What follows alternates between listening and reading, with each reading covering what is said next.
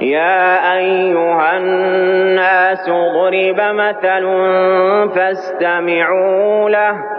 إن الذين تدعون من دون الله لن يخلقوا ذبابا ولو اجتمعوا له وإن يسلبهم الذباب شيئا لا يستنقذوه منه ضعف الطالب والمطلوب ما قدروا الله حق قدره